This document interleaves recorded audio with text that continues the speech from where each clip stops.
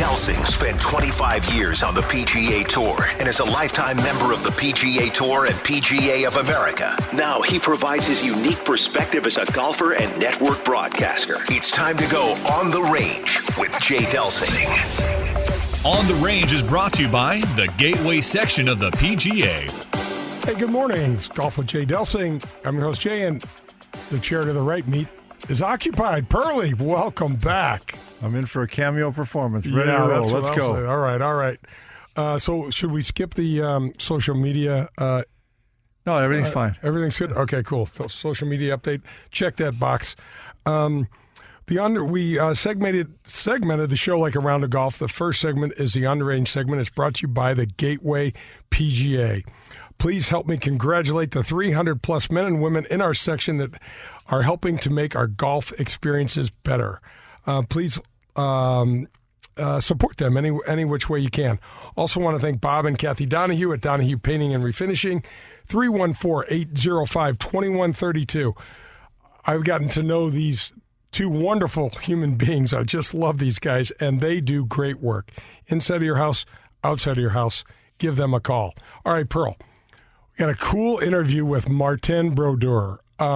This guy, I mentioned this to you off the air. This stupid term in our in the big media, I guess we're not really media. No. Real media is these unintended consequences. Yeah, right? I hate that. Yeah, absolutely makes me crazy. It's kind of cuckoo. But one of our unintended consequences is when I get to do this prep for some of the cool people that I've been able to interview, I'm just blown away at what these guys have accomplished. And Martin Brodeur, 22 seasons in the NHL, 3 Stanley Cups, 2 Olympic gold medals, Hall of Famer, first in NHL wins, losses, shutouts, games played. He's got 4 Vezina Trophy. I mean, it just keeps going. Yeah, it's such a great interview you had. I'm looking forward to everybody getting to getting to hear it. It's really fun. All right, so we've added a new segment, started last month. The Gateway section of the PGA, just phenomenal people are joining the show, and we're doing a little spot. A segment. Yeah, we're doing something, and we call it the Gateway Spotlight, and we are highlighting individuals within our section. And some of these guys, the little minute or two that we do on them just doesn't do them justice. I mean, first of all, I'm going to interview Kevin Korn and with what he does for Rankin Jordan, and that'll be on the show in a little while. But he goes over to that Bridge Hospital where these kids are just in rough shape and introduces them to the game of golf and watch them lift their spirits up, and it's just incredible. But David Cantrell, who was on a couple of weeks ago, from Cape Girardeau, he's a retired 25-year Navy captain, lost his leg not long ago in a motorcycle accident, was a PGA professional, scratch handicap, and before his accident, he was responsible for this day called Flag Day down there, John. So on Flag Day, they would line the streets with a flag representing every fallen veteran from Cape Girardeau. Pull this up. Cape Girardeau Flag Day. It is awesome. Well, he's in this accident and couldn't put the flags up, and the entire community came to his door and did this stuff, and also were these banners and ribbons and, hey, man, we miss you, get well soon sort of thing. Just that awesome. Stuff never gets any play, and I just loved it. And then Lance Fleury is on this week's show, and this is a dude in Springfield, Illinois, that runs 2 of the municipal golf courses over there. Great guy. They have this tournament, and it's been run over 80 years. It's called the Drysdale Junior Golf Tournament. And they've had up to 600 kids up there. This year, 200 and 300 kids. And, Pearl, they play match play. That's awesome. I love that. I love that. Yeah, it's really a cool thing. So I just wanted to thank those guys.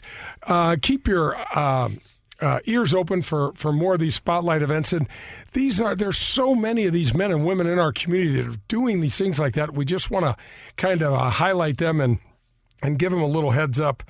And John, just briefly, this NIL NCAA ruling, so name, image, likeness. Golf is going to be a weird one here because of the amateur standing.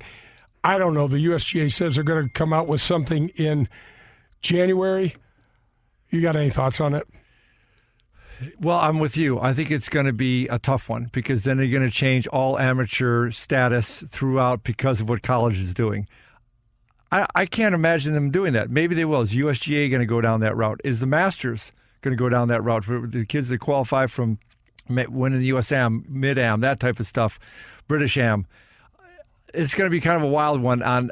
You brought that up the other day, and the tentacles involved, the unintended consequences, as we hate to say, here are far-reaching and could really, really change our sport for the kids.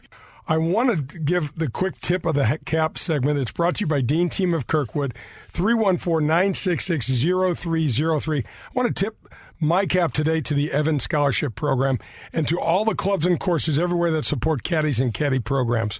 I grew up as a caddy, love the experiences that I had, and I just want to thank the Evans Scholarship Program for trying to continue that. And I want to thank Colin and Brandy at the Dean Team of Kirkwood for sponsoring the Tip of the Cap segment. Their number is 314-966-0303. We'll be right back with the front nine. This is Golf with Jay Delsing. Hello, friends. This is Jim Nance, and you are listening to Golf with my friend Jay Delsing. Did you know that the Gateway section of the PGA is comprised of over 335 members and over 200 facilities? I didn't either. Every time you drive up to your local country club, public facility, or driving range, there's an excellent chance that it is run and operated by one of the many members of our section. Since the time I was first introduced to the game, a PGA of America professional was there giving lessons, running the golf shop, and growing the game. The many men and women of the Gateway PGA section spend countless hours behind the scenes doing hundreds of little things to make our golf experience enjoyable. PGA Reach, Drive, Chip, and Putt, PGA Junior League, Rank and Jordan Golf Program. Those are just a couple of the many programs run and supported by our section.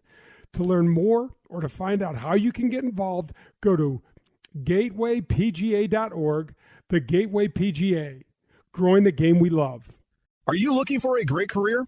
Do you like meeting nice people, working with your hands, and fixing things inside the home?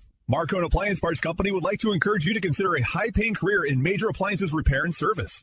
Major appliance service technicians are in very high demand. Major appliance techs work regular hours and make excellent money. They work local, in their own communities, and are home every night. It is an incredibly stable industry and highly rewarding work. Discover more about your new career in major appliance services today by contacting a local appliance service company in your hometown. In Southern Illinois, contact Jeff Klein at Mount Vernon TV and Appliance Center. The phone number is 618-242-1579. Marcone Appliance Parts Company is based in St. Louis, Missouri, and is the largest distributor of major appliance parts in North America and proud distributor of General Electric parts. I am delighted to welcome Marie Davila to the Golf with Jay Delsing show. I'm sure you know where it is, but in case you don't, Marie Davila is a landmark out in West St. Louis County. It's located on the corner of Clayton and Weidman Roads. It's also on 21 beautiful rolling acres right on the way out to Queenie Park. It's a country club-like atmosphere. It's iconic, and it's absolutely gorgeous. When my dad died and my mom decided she didn't want to live alone, Marie Davila was the first place we called. When we pulled up, we were greeted at the front door by the owner, and he took us around on a tour of the facility. We learned that there are 1, 2, and 3-bedroom villas that you can live in, and there's also 24-hour care in the East, West, and the Waterford buildings. So Marie Davila had everything that my mom wanted. One of the things that stood out in my mind as well was the way the family-owned business treats their guests. That's right, they refer to them as guests, but they treat them like family. So if you're in the process of trying to make a tough decision for this next part of life, you got to visit Marie Davila. This is local, this is family, and this is St. Louis. This is Marie Davila. Come be our guest. When things come out of left field, having a game plan matters. Farmers Insurance has over 90 years of experience helping people play through every stage of the game. We've seen almost everything, so we know how to cover almost anything. Talk to Farmers Agent Ed Fogelbach at 314-398-0101 to see how they can help you stay in the game. That's Ed Fogelbach at 314-398-0101. We are farmers. Bum, bum, bum, bum, bum, bum. After my knee replacement, I was able to swing the golf club again without any pain. SSM Health Physical Therapy guided me through the rehab process. When I was ready, one of their specially trained KVES certified physical therapists put me on the 3D motion capture system. It was awesome. They evaluated my posture, alignment, and the efficiency of my swing. They gave me golf-specific exercises to help my swing become more efficient and repeatable. Call them at 800-518-1626 or visit them on the web at ssmphysicaltherapy.com. Tell them Jay sent you for special pricing. Your therapy, our passion. Grab your clubs. We're headed to the front nine on Golf with Jay Delsing. The Front Nine is brought to you by the Ascension Charity Classic. Welcome back. This is Golf with Jay Delsing. I'm your host, Jay. Pearlie is with me, and we are headed to the Front Nine. It's brought to you by the Ascension Charity Classic. September 6th through 12th this year, the inaugural event at Norwood Hills. It is going to be spectacular. Come check us out. It's probably going to be the best field on the Champions Tour. All right, John, we're going to go right into this Martin Brodeur interview. He's got a ridiculous list of accomplishments. We talked about it a little bit at the opening, but let's just jump right into the interview with Marty Brodeur. Marty Brodeur in his home debut in St. Louis. Coming off good number 689 in his career. Back is lost it. Here comes Wilson around a man in on goal. And Martin Brodeur makes two saves in the Blues goal. And that's how he starts his career as a Blue. Martin Brodeur is brought to you by Golden Tee. Man, aside from 22 seasons in the NHL, Hall of Famer, 3 Stanley Cup rings, 2 Olympic gold medals, you're number 1 in 4 of the most amazing categories for any goaltenders to ever play the NHL. You also love the game of golf, so we're going to have a lot of fun to talk about this morning. Yeah, definitely. I think it's a sport that I took when I was really young through my family, from my brother and my dad, and something that, like everybody knows that's listening, it's an addictive sport, so it's fun. I know. Once it kind of bites you, you just can't. It won't let go, will it? No, it's one of those things that when you start, that next shot will bring you back to the course all the time, and you got made a lot of friendship through the years throughout the golf community. So it's been great. Marty, take us back to your childhood, growing up in Eastern Canada.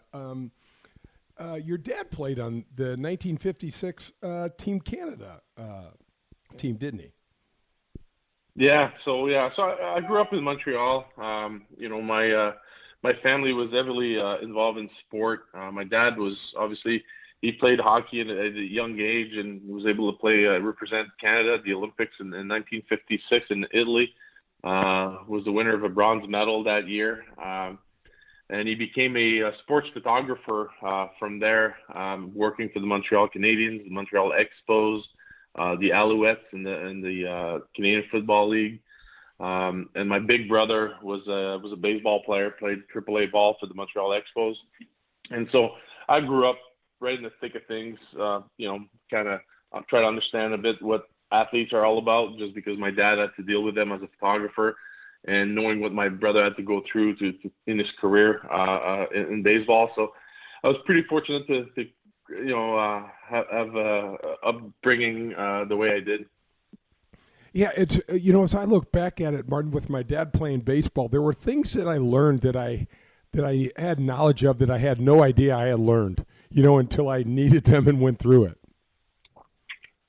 Yeah, and for me, it's the dinner table, just sitting there, and my dad would come up and say a few things about players and how they are and how they kind of ruin his day or made his day, and it just kind of luggage that you just kind of keep on, put on your back and say, what, one day that's gonna be something I'll be able to use, and it's funny because lots of things, the respect I have for the media, the photographers, the people that are involved, they're not part of the team, but they're people that are employed and need to do a job, need the respect from these athletes. And sometimes you could tell these athletes don't care. They just, kind of move on. But just because my dad was one of those guys, I always take a special time for them, making sure that I was on time, and I was going to do certain things for them. And I think it was really appreciated from the people I dealt with throughout my career, just because the experience I had with my dad. And it's not fun. You hear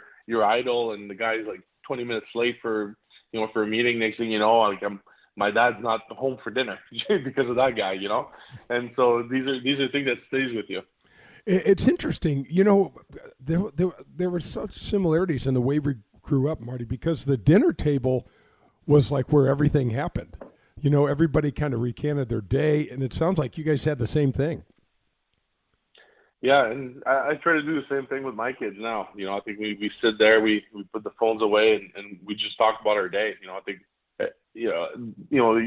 each lifestyle is kind of pull you in different directions, and the dinner table is where everything comes back. So I think it's an important time in the day for the family. Yeah, I really, as I look back, I really appreciate that, and I had no clue when it. We were never allowed to miss dinner. We never went out to dinner, Marty. We always had dinner at the house. Exactly. And my dad he overcooked everything, and just threw a bunch of barbecue sauce on it, and we didn't know any different, so we just ate everything there. But I can appreciate those times. So it's one of those things. You remember when your childhood is so important. That's why when people ask me about life advice and everything, I say you know what, take time to take care of the people around you. It's important because it stays for a lifetime.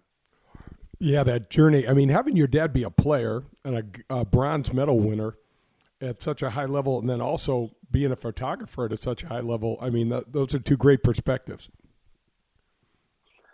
Yeah, for sure. Like I said, I was lucky enough to grow up in the family that was heavily involved in sport, and like I said, I didn't know where my path was going to lead me, but obviously I took a lot of the advice that I was fortunate enough to have from him. Marty, I love this story that I read about you. I think you said one day one of the most important questions was asked of you by, I think, a junior coach, and said, do you want to play this or do you want to play goaltender? And I think I was just amazed that it was kind of put at you at such an early age. And the way things turned out, it just made me chuckle. Yeah, I mean, it's one of those things. You never know the big moments in your life. You just kind of with instinct you do what you want to do, and what you do what you love. And for me, it was a situation that obviously I was a bit younger than junior. I was 8 years old, and one of my dad just dropped me at the rink in training camp, in August. And the guy just asked me, he's like, you want to be a goalie or you want to be a forward this year? Because I finished the year as a goalie and a forward, so I was playing on two teams. And so he just, courtesy, just asked me what I wanted to do. And I says, I'll be the goalie. I just love the fact that I was going to be able to play the whole game, don't have to sit on the bench. So that's the reason why I decided to play goalie. And obviously, if you look back, I could have said forward, and me and you are probably not talking right now. So it is what it is. It is amazing. I'm talking with Martin Brodeur. Marty, you are the only goalie with 8 40-win seasons in the NHL. Let's talk about being a first-round pick for the New Jersey Devils. And then, man, I look at you, 22 seasons in the NHL, and one of those with the St. Louis Blues. And my brother and I are just, and I know you know my brother, just diehard Blues fans, man. We wish it would have been the other way around. We wish we would have had you for 21 and New Jersey would have got you for 1. But talk about the years with the Devils. Man, you guys had a great run. Yeah, I was fortunate. I definitely after my junior year got drafted in the first round for the Devils. And I played 1 year in the minors at 20 years old, and I cracked the lineup when I was 21. Just a fun time in New Jersey when I came up. I think the team was turning the corner. They were becoming a really good team. I think Lou Lamoriello became the GM in 88, if I'm not mistaken. Now we're talking about 92, 93, 94 season. They hired Jacques Lemaire, Montreal greats, won multiple Stanley Cups, to be our head coach. And I think that's where I think the Devils just transitioned into a powerhouse. And, I came in as a rookie. Jacques Lemaire was not a big fan of rookies, so I was I had to play well to keep playing. But I kind of earned his trust through the years. And obviously losing to the Rangers in '94 in second overtime in Game 7, it was devastating for the organization. And for myself, it was my first playoff year. And we bounced back right away, '95, and winning our first Stanley Cup against Detroit, sweeping them in 4 games. And you know what? You start your first 2 seasons and you think, wow, this is easy. Conference final the first year, winning the Stanley Cup the second year. And after that, we had some great teams, and we never really got a sniff until 2000, where we kind of retooled our team a little bit, got younger, and got a few guys like Scott Gomez, John Madden, Brian Rafalski, Colin White. Just inject some new energy, made some trades for McGillney and some high power offense guys, and we were able to win our second Stanley Cup. But it was funny, like every year for 5 years, like, this is not that easy, because it became so easy the first 2 years of my career. But we had a great run. We had a great team. But I think the credit goes to our general manager. I think he's the one that put teams together. There was no salary cap back then, so it was a little different the way you conduct your business. Like, I signed some contracts with deferred money, so just to help out the owner so we could get more players to play. Now, with the salary cap, you just can't do that anymore. So it's I think we took advantage of the good times there in New Jersey, winning 3 Stanley Cups, and obviously we lost one. We always the regrets of losing. The 2001 to Colorado and 2012 to LA were really the big disappointment. But I think the experience always stays with you, though. Marty, talk a little bit about the difficulty of winning the Stanley Cup. When the Blues won in 2019. Man, I watched every minute of every playoff game, and I was exhausted. And I didn't get hit. I didn't skate up and down the ice. I mean, there's always been the lure that Stanley Cup is the hardest, trophy to win. Talk a little bit about that, because it's got to be a mental and a physical grind. Yeah, definitely. I think it's the hardest trophy to win. If you ask me, I think the commitment of your players is one thing. The commitment of your management is another thing. There's a lot of factors in why teams are winning, and there's a lot of luck. If you really look at every Stanley Cup winners, there's always a breaking point somewhere that you're still going or it's over. And I'm telling you, every Stanley Cup that I won, I probably could pinpoint the moment in the playoffs that we tilted. We bend, but we didn't break. And I think the injury, I think the matchups, some teams, you don't match up as well as others. So there's a lot of factors that goes into the playoffs.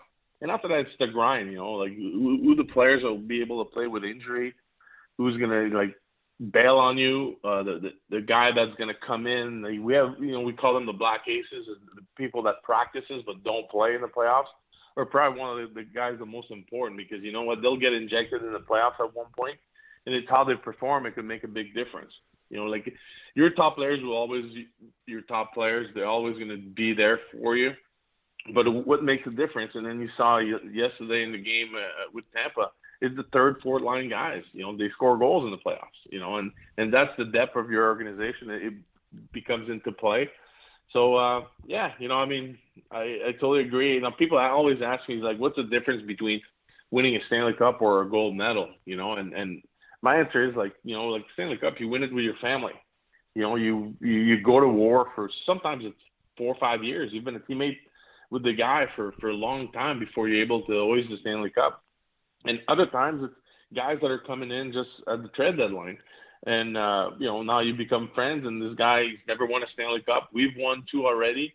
So you want to make, that guy, living the dream, his dream is winning a Stanley Cup. So there's a lot of circumstances, and the reason why, you see these guys partying like animals after they won, because it's a hard one to win.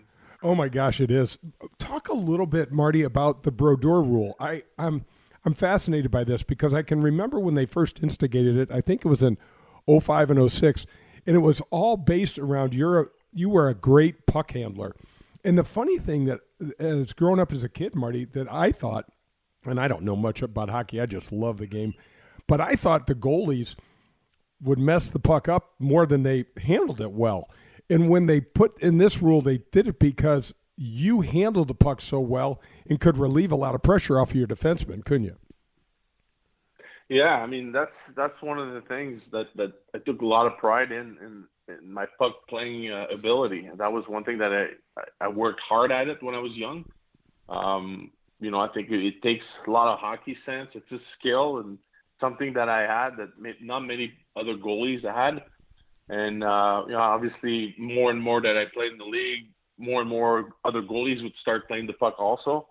So the NHL just felt that it was time for them to make a rule about not wandering with the puck. And because I get it. I think, the forecheck and I know when the way we played, we always crowded the neutral zone and they had no choice to dump the puck. And I was grabbing it and I was making a pass and we're back in offense, And it really it was tough on different teams, that they played us, especially in the playoffs. So they were trying to find ways to try to figure me out the way I would play the game. I think my defensemen loved it. Nobody was getting hit because I was the one playing the puck all the time. So it's one of those things that when they put in that rule, that those two lines behind the net there, but at the same time they took away the red line for the 2-line pass. So for me, I was skilled enough to be able to catch pucks before the goal line and quick enough to get it behind my net, but it gave me the opportunity to make passes all the way to the next blue line. So I was okay with the rule, actually. It didn't bother me. My big concern was my players getting hit. The puck would be sitting there and my defenseman was just going to get run over. I couldn't help him. And that's what kind of made me mad about that rule more than anything. It's not me. I figure out the way to play the game. It was just, like I said, the contact, a lot of accidents happened because guys are coming in so fast with no clutching and grabbing at the end there. And, goalies can't touch the puck. So there's a lot of big collision happening in the corners. Yeah, that's what I was saying, that the defensemen are just getting killed out there now. Yeah, just the fact that the goalies are able to move the puck made a big difference in how guys would forecheck, and that helped, obviously, some of the defensemen. All right, that's going to wrap up the front nine, but don't go anywhere. We will give you the rest of that Martin Brodeur interview on the back nine. This is Golf with Jay Delsing. If you have a car and you're struggling to get some protection for that car, let me recommend Vehicle Assurance. 1-866-341-9255 is their number. They have been in business for over 10 years and have a 30-day money-back guarantee, which is one of the reasons why they have over 1 million satisfied customers. They are known for their painless claims process and their premium vehicle protection. So whatever that car looks like, they can help you. You can find them at vehicleassurance.com or call them again at 866-341-9255 for a free quote. Get the protection and the peace of mind you deserve. This is Dan McLaughlin, TV voice of the Cardinals. St. Louis is one of the best sports cities in the country. We also have a tremendous history of supporting professional golf. We're excited to bring golf back to St. Louis with the inaugural Ascension Charity Classic, September 28th through October 4th at Norwood Hills Country Club. Don't miss your chance to see PGA Tour champion legends. Proceeds will benefit St. Louis area youth, including the Urban League, Marygrove, the Boys and Girls Club, and more. For tickets and sponsorship information, head to AscensionCharityClassic.com. I am with my buddy Joe Sheezer from USA Mortgage. Hi, Jay. How are you? Doing great, Joe. Thanks so much for the support of the show. I really appreciate the opportunity. Congratulations. This is your third year, and we're really proud to be a sponsor all 3 years since the very beginning. It's a great show, and we look forward to it every Sunday morning. Well, thanks a bunch. Tell us just a little bit about USA Mortgage and what you can do for people. Well, USA Mortgage is a ESOP. It's an employee-owned company, so over 1,000 families here in St. Louis work for the company. So if you want an opportunity to patronize a local company, please call USA Mortgage 314-628-2015, and I'll be more than happy to sit down with you, go over your options, discuss all the different programs that are available, and give you an opportunity to support a local company. That's awesome, Joe. Thanks so much. Appreciate it, Jay. Thank you. This is Golf with Jay Delsing, and my Gateway PGA Spotlight guest this morning is Lance Fleury. Lance, thanks so much for joining me today. Yeah, thanks for having me. I appreciate it. Hey, tell the folks about the great stuff you're doing in Springfield. I know you're the director of golf at the two municipal courses there. Tell us about the Drysdale. Yeah, so the Drysdale is, this will be the 84th year this year. It's named after a sports writer from Springfield. And what's unique about it is it's a 4-day event.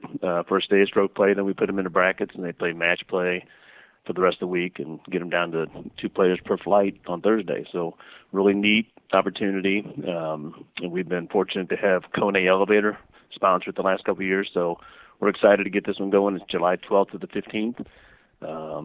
And if they want to get signed up, they can do it. Get the registration form through our golf website. It's springfieldparkdistrictgolf.org. And, Lance, you get a hell of a lot of kids to participate. I was just fascinated. Yeah, so, it's declined a little bit over the years, but we still have, between 200 to 300 that participate between the 18-hole facility and the 9-hole facility as well. So we got the younger kids at Bergen Golf Course and the older kids playing at Bunn. Well, that's just terrific. And thanks so much for joining me this morning, and keep doing the great stuff in Springfield, Illinois. Jay, I appreciate you having us on. That's Lance Fleury, my guest this morning. You've seen it and played it in bars over the past 30 years, and now you can bring Golden Tee to your home. Complete your basement or man cave with the popular arcade game, the ultimate virtual golfing experience. Over 80 courses, unique game modes, and you can even challenge a buddy in online tournaments. However you play, you will be the talk of your neighborhood. Visit home.goldentee.com to learn more. I want to tell you about Dean Team Volkswagen of Kirkwood. My friend Colin Burnt runs the store over there, and he helped me buy a used Volkswagen for my daughter Jo when she turned 16. We've had the car for over a year. It's running great. It's nice and safe, and we've taken it there to get it serviced just recently. Pearlie, that does the show with me, just bought a nice Toyota truck from Colin. So I want you to know that if there's any sort of vehicle you need, anything at all, you can get it at the Dean Team Volkswagen of Kirkwood. You can call them at 314-966-0303 or visit them at deanteamvwkirkwood.com. We're halfway there. It's time for the Back Nine on Golf with Jay Delsing. The Back Nine is brought to you by Fogelbach Agency with Farmers Insurance. Am I on? Well, welcome back. This is Golf with Jay Delsing. I'm your host, Jay. I got Pearlie with me, and Brad Barnes is sort of taking care of us here. He's just throwing us all sorts of curveballs. But we are on the Back Nine. It's brought to you by the Fogelbach Agency with Farmers. 314-398-0101. If you have any sort of insurance needs, call Ed. He's got his family members working there, and they will help you out. Let's get right back into the back end of the Martin Brodeur interview. 8.9 to go. Taves against Madden. False start. Now it's one. Taves flopped it on back. Barker kept it. Shot one. Blocked down in front. Oh, and a pad stop made by Brodeur. Cleared back along. Not out. One more by Barker. Blocked. And Martin Brodeur is the winningest goaltender in the NHL. Martin Brodeur is brought to you by Golden Tee. A 4-time Vezina Trophy winner, which is the award for the top goalie in the NHL, 5-time Jennings Trophy winner, 10-time All-Star, Calder Trophy winner for Rookie of the Year. Marty, did you get to play? Let's shift gears a little bit to golf and stuff. Did you ever get to play any during the season? I mean, I know what New Jersey's like in the wintertime. Yeah, like during the winter, it's kind of hard, obviously, being playing in New Jersey to play. But when we would go in Florida or Arizona or California, we'd rent clubs and go out on our days off, and try to play a little bit. But it's funny. I got hooked up in golf, I think, at a young age. And then that, to me, was I love playing golf during the hockey season. It kind of took me away from the game. So like in 2000 when we had the run I would play 9 holes after every game at home with my my assistant pro at the country club I belonged at the time, SX Fells Country Club in New Jersey. And so that would be great. Like I would play the game at night. Next morning I would woke up, probably get to the club around 8 o'clock in the morning, and spend about 2 hours with my assistant pro, just kind of taking a card because I don't want to get tired, but just kind of play golf, work on my swing, and after the round I would just take lunch and go to practice and get ready for the next game. So I did that like for 2 months in 2000, and that really helped me kind of. And I didn't tell anybody that because I'm sure my coach wouldn't appreciate me going play golf in between day games, but that's the way it did. I thought it worked out well. We won that year. We won that cup. So, Marty, the mental side of being a goaltender. How did you deal with some of the things? I mean, golf is such a fine line, but man, you guys are playing on ice. The speed of the game, the power, the way the guys shoot the puck, and it had to be tough sometimes. Yeah, I mean, I think we're in a position a bit like a golfer, and you see a quarterback or a pitcher. You're in your head a lot, you know. That's you sit back there. Like yes, you do have teammates, but you know what? You can't talk to them really because they're on the bench or they're playing the game. So you know all the adversity that you're going through and the difficulties that you see coming at you, you have to deal with by yourself a lot, you know, and I think it's one of those things. You take everything in stride. You know, you have to be focused. I think you can't be over focused. I think that's one thing I learned, like with playing with other players or seeing other goalies, or even for myself, that when you start thinking too much, sometimes it goes the other way on you. And so I always had times of the game that I would really space out and not think about what I was doing. And this, for me in hockey, was in between the whistles. You know, and I would make a point to really skate out of my crease and get the game out of my head until the puck was dropped again. And I think it really helped me to focus when the time was coming to perform, because you're not over focusing, because when you play hockey, like you're on the ice, it's a 2.5 hour thing. So if you always concentrate and grinding it, like it becomes tough for you mentally, and there's breakdowns mentally. So you really have to get in and out of the game as much as you can, and to be able to refocus the right way when the opportunities are coming in front of you. Yeah, you know, Marty, I get asked all the time, how do you guys concentrate for 4 hours at a round of golf? And I say, we don't. We do exactly what you said. It's these spurts of going in and out. You know, you're in for this shot, and now you deal with what you just did, and then you walk to go hit your next shot. And in between that, my mind's talking hockey, sports, whatever, families, whatever it is. And then, then you jump back in, or else, man, you'd be exhausted at the end of the day. Yeah, no, and it takes you a while to figure that one out because you're so focused, you want to do so well that you sometimes just overdo it. You know, I think it becomes a routine. You have to have a routine that you're comfortable with. And whenever you feel that you have success with that routine, you just stay with it, and stay with it. And again, like in sports, like guys are going to, they're superstitious. Something happens, you have success. Next thing you know, you try to do the same thing. For me, it was, when I played the game of hockey was all right. I get up in the morning. I was doing the same thing over and over, not because I was superstitious, because I knew exactly how I was going to feel when game time is going to come. So whatever I put in my body as far as food or drinks, I knew exactly how I was going to feel at night. So that's why I didn't change much about like my diet or anything. I just made sure that I ate the same thing over and over, just so, like I said, it was part of my routine. It's not like I was superstitious. I just wanted to make sure that I felt the same way every time I needed to perform. And that's what sometimes athletes have a hard time with. It's how do you get yourself to be at the peak performance when it's time? Yeah, I think one of the hardest things for me, Marty, was playing my best when I needed it, right? I mean, I could hit – you felt this before. You get on the driving range, you don't miss a shot. You go over the first tee and you grab your driver, and it feels like you got something else in your hand. Yeah, trust me. Like when you play for 22 years, there's a lot of those things happen to me too. But it's you have to fight through it. That's the difference between being a great athlete or just an average athlete. Yeah. So Marty, was your mindset when you were playing hockey, was it literally see the puck, stop the puck? Or, I mean, obviously you probably tried to keep your body as square to the shooter as you could, but your game moves so quickly. I mean, sometimes you're just laying it all out on the line in one direction or another, trying to get a piece of that puck.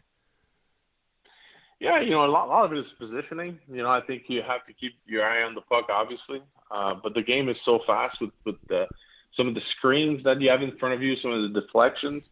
So, like anything, your posture in the net is important. Being square to the puck, like you said, is probably the main thing.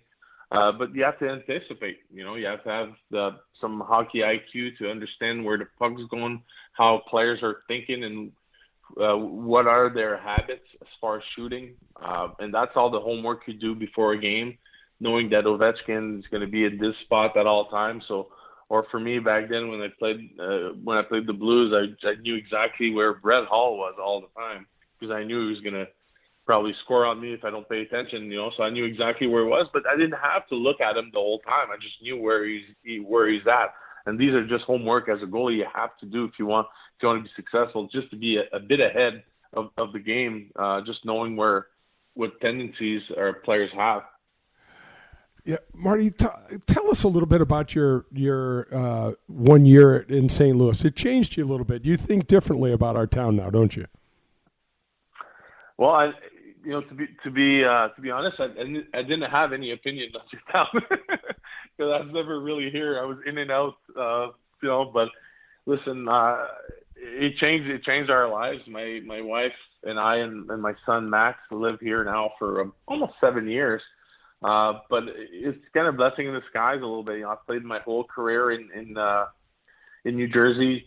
Thought I was going to retire, go to Florida, and like I said, I belong to a great spot in Pine Tree golf club there in Boynton Beach, Florida, and I was going to move there. And when I was done with the Devils, and got a phone call, I think it was middle of November. Brian Elliott just got hurt. I didn't even know. I didn't watch the game the night before. And Doug Armstrong and Al McInnes gave me a call at home, and they asked me if I was still in shape to play. They would love to give me like a pro contract, just a tryout contract to see how I looked. And kind of talked to my wife, I never thought about playing anywhere else in my life. I was retired. I was going to hang it up in January. I was just kind of waiting. And I said, well, this is going to be a good challenge. And, kind of took a flight to St. Louis, kind of flew over the arch. I was like, wow, this is pretty cool. I felt like a kid, it was kind of weird, a weird feeling. I've never left New Jersey, never thought about playing anywhere else. And obviously I came in, it was kind of a rough time with the Ferguson riots and everything. So it was just at the tail end of that. So it's kind of weird a little bit to walk around with in Clayton when the military was there with the big trucks and everything. So that was kind of interesting. But so I got to play. They decided to keep me on. I knew it was going to be a short-term contract because Brian, I think, was coming back in about 2 or 3 months. And so I just stayed on, played a few games, got to know the area, got to know the people around the organization, met some great friends. I was there for 2 months. Like I said, my wife came down with my little one.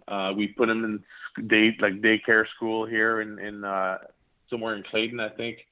And when they didn't need me anymore, I decided to retire in January or February. And Doug asked me to stick around. He says, I know you want to be part of management one day. He goes, I could teach you a little bit if you want to stick around. And it's funny, I knew Doug, but not a lot, but I knew him from Team Canada. And I felt it was a great opportunity for me to learn a little bit.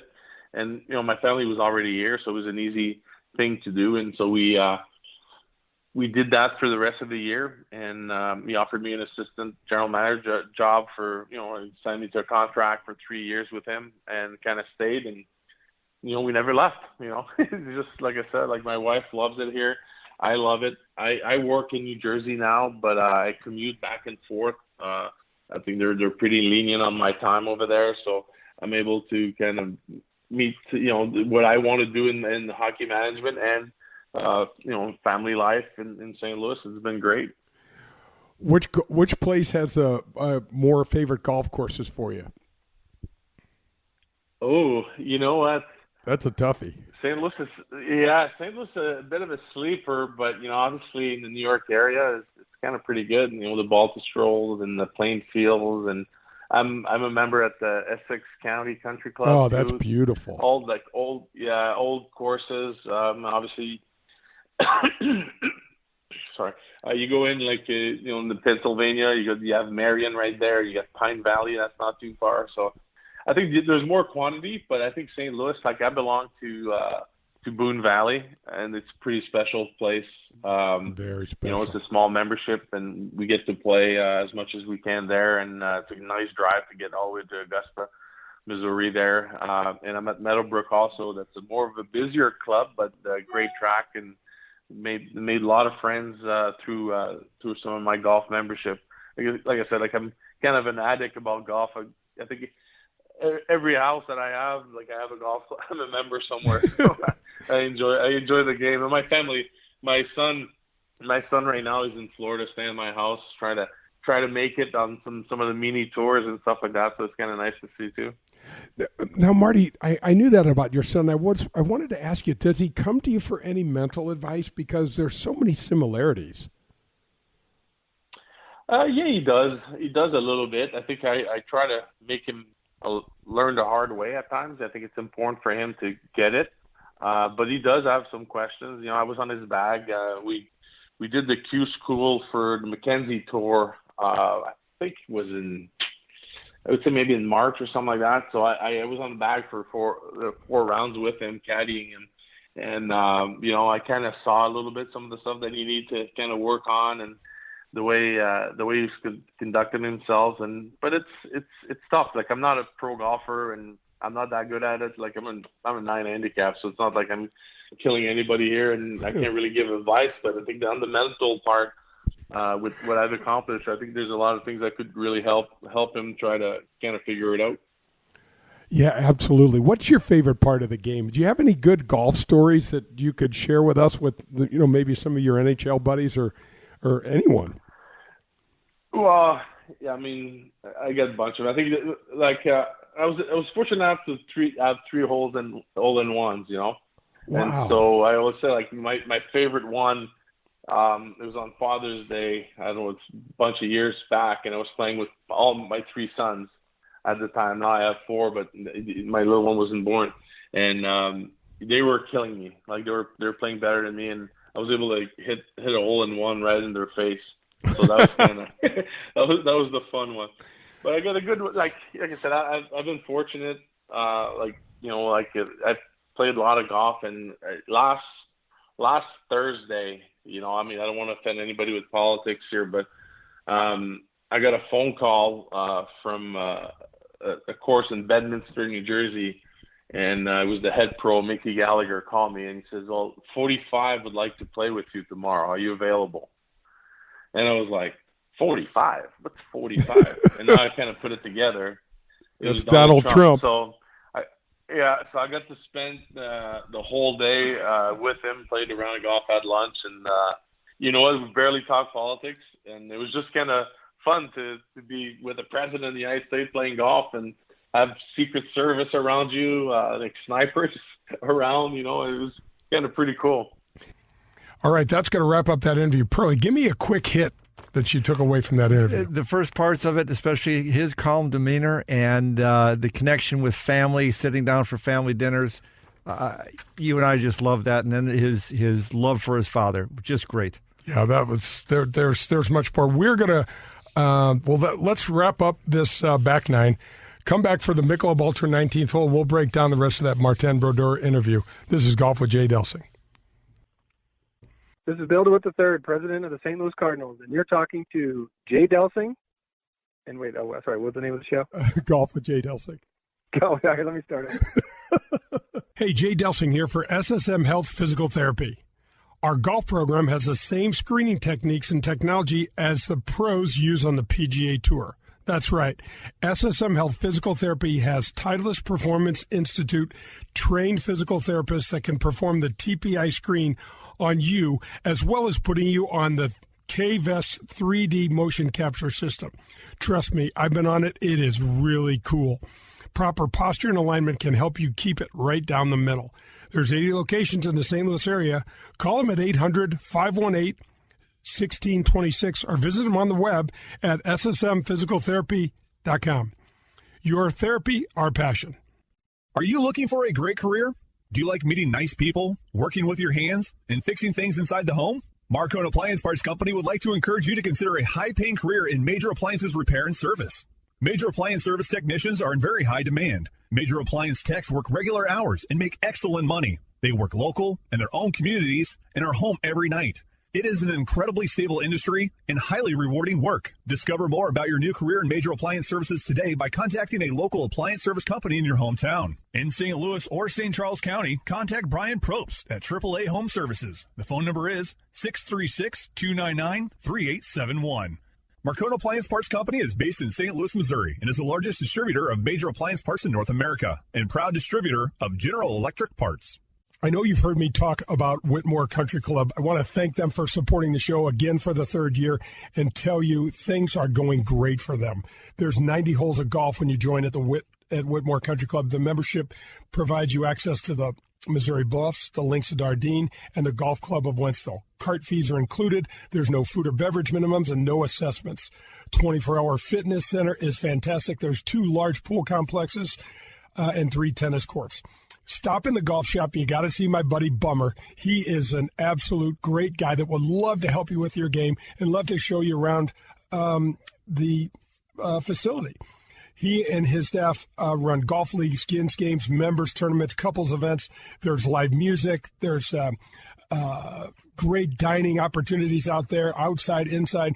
Anything you and your family need golf-wise, fun-wise, visit whitmoregolf.com or call them at 636-926-9622. This is Dan McLaughlin, TV voice of the St. Louis Cardinals. Our town is one of the best sports cities in the country. There's also a tremendous history of supporting professional golf. September 28th through October 4th at Norwood Hills. It's the inaugural Ascension Charity Classic. PGA Tour champion legends like Ernie Els, Fred Couples, Jim Furyk, Steve Stricker, and many more will be in St. Louis. All proceeds will benefit St. Louis area youth and charities in North St. Louis County. For tickets and sponsorship information, head to ascensioncharityclassic.com.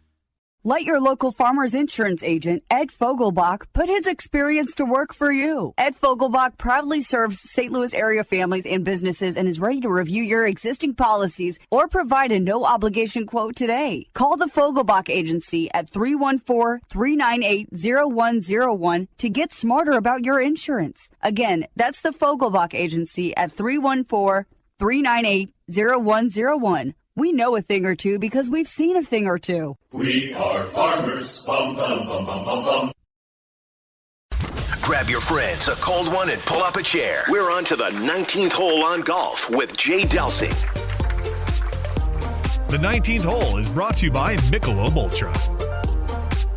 All right, welcome back. This is Golf with Jay Delsing. Pearly, what's that chair feel like? Man, that's got to be weird for you. Hey, I like your theme music, but do you need to think about changing that up a little bit?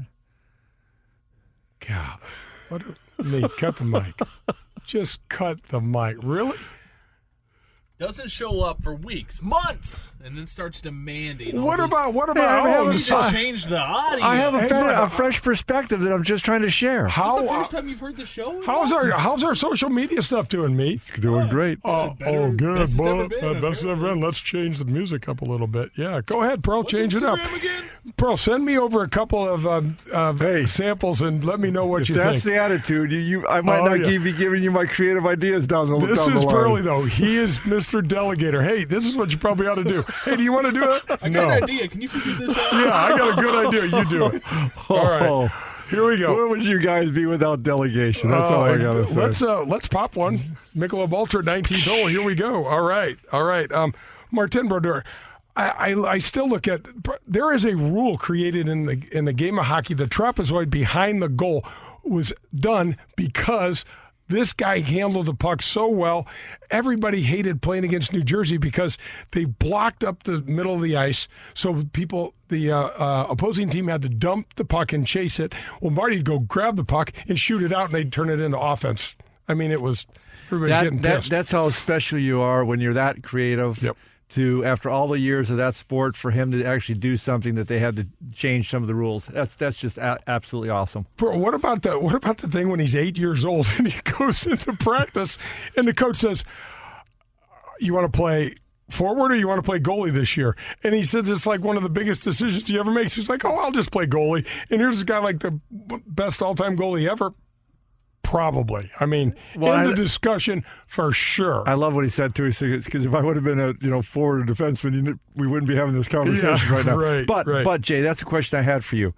I thought that was one of the key moments of your interview with him, because I think we can all relate to it. You and I talk about key moments actually in a game of golf, key moments in a tournament. He's talking about life kind of key moments. First of all, I was going to encourage you. When you interview anybody going down the pike, I think that could be a great question. What was one of the one or two key moments in your life? And again, did you think them through? Did they just happen and you kind of reacted? So I'm going to throw it at you. Unprepared. Unprepared. Well, wait a minute. That's an oxymoron on our show. So what was a key moment in your golf career? Oh my gosh, getting scholarship to UCLA for sure. Yeah. And then getting through the first Q school. Yeah. Because you can get hung up on that, Pro, and never ever. That can be a mental hurdle that can take you down. Yeah. And I can remember going through that, and I wasn't very good. I mean, and thinking, I got this. Well, that's kind of the key that you need to have. If you have, I got this, you're way ahead of most of the guys out there. I had no business having an I got this. I don't know about that. You had a pretty good college career, but I think that's cool. I think I think in business, when I look back at my first business and that kind of stuff, there was one or two key things. Can I say that I really thought them out? I think one or two. One was probably pretty obvious. Another one was, came out of absolutely nowhere, and I happened to make the right decision, which I believe has to do with some other things that we can talk about someday. But I think that's so cool that we all have that, and the way, how much or how little control we might actually have of it. I thought it was awesome. Well, what about what Marty said? He goes, to win a Stanley Cup, it takes so much luck. And he goes, well, I can pinpoint on every Stanley Cup win throughout the playoffs how we got bounces. We got a call. Things went our way. And anyone that's won the Stanley Cup can say the same thing. But how many times you heard that from tour players as well? That I remember Corey Pavin out of school when he won a couple times. He said, here's the deal. It has to be a course that fits me, and I have to get lucky. Yep. You look back at some of the U.S. Open winners through the years, the guys that they snap hook it out of bounds, it hits some limb or some fence, comes back, they wedge it in front, chip it in, and all of a sudden they made a birdie instead of an X where they were going home. Absolutely. And that's back to have a little resilience and stay in the game, and who knows what can happen. And Pearl, who was the guy at the U.S. Open this year at Torrey that hooked his 3-iron on number 11 and got stuck up in the tree? Was that Mackenzie Hughes or some the great young Canadian player? I mean, really, how does that happen? Well, those things can happen. Then all of a sudden, now your brain goes to anything can happen. Exactly. A seagull could carry this thing off, or one of those kite guys. Those guys, the hang gliders out there, grab it and take off with it. So then your mind can go the other way. When you get that bounce in your favor, then you're thinking, oh, I can hit it in a house and still make a birdie. Okay, I'm gonna free it up here a little bit. Yeah, it's interesting. Poof! Here's another show gone. Wow. We have more to talk to just on this interview. I thought it was one of your best, Jay. Thanks. Thank you. Well, thanks for joining me. Pearlie, thanks for taking good care of us or screwing us up a little less than you did last time or what you might the next time we do it. This is Golf with Jay Delsing. Hit 'em straight, St. Louis.